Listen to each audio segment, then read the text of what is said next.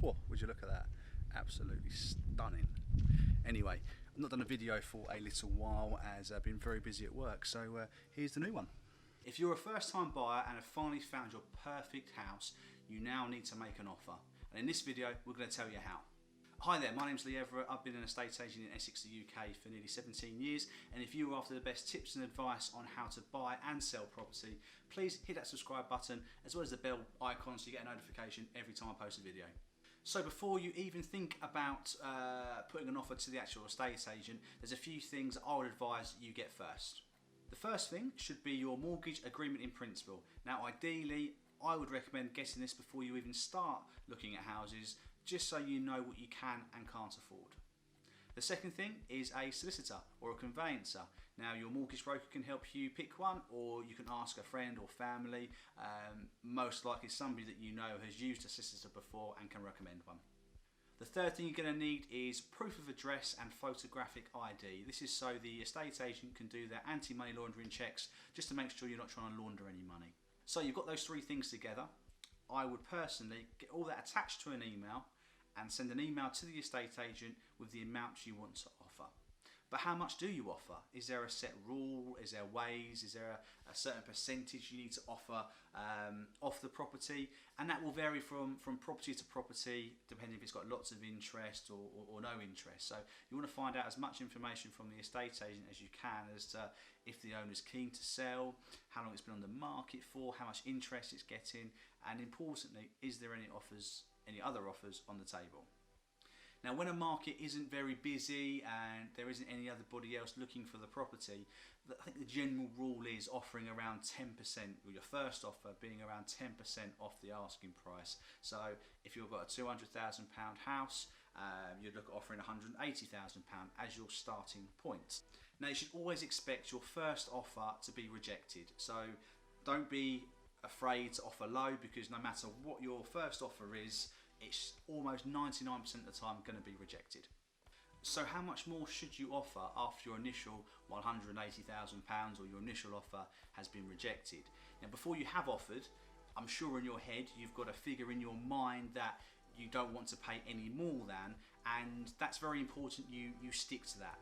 So in this example, if your offer of 180 has been rejected, my next increase would be somewhere around 187, 188,000 pounds, and your second offer should always be the biggest jump. So from your 180 to your 188, £8,000, that is going to be your biggest jump you're going to make from one offer to the next. Each offer after that should normally be reduced by half. So you've gone up 8 in this instance, and if that gets rejected, your 188 gets rejected, your next offer, if you want to, should go up by £4,000. So your 188's been rejected, you go up another £4,000 to 192. Again, you're getting close to your 195 sort of price bracket. So you've gone up £4,000. I'll then go up £2,000. This takes you to 194. And again, your offer's got smaller and smaller the higher you're going. And this will reiterate to the estate agent that they're actually really trying to sort of do the right thing and come up with a right figure. And again, if that gets rejected, you've then got one more step you can go up to, which is £1,000 to get you up to that £195,000 figure. But obviously this is just an example, but the key thing I want you to take away from this is when you do increase your offer, make sure the amount you go up starts getting smaller each time. And in a market that's not very busy, you can use all sorts of things to justify a low offer. That could be the amount of work that needs to be done, the amount of time it's been on the market. You can use things like if the next door's house doesn't look great, or you think that something's going to need to be fixed in the near future. You can all use that. You can use all of that as part of your arsenal to get the price hopefully cheaper. But what about now in a market which, even with everything going on in the world, coronavirus, lockdown, social distancing, the market is unbelievably busy. We've had many properties that have had 2 or 3 people actually after the property at the same time.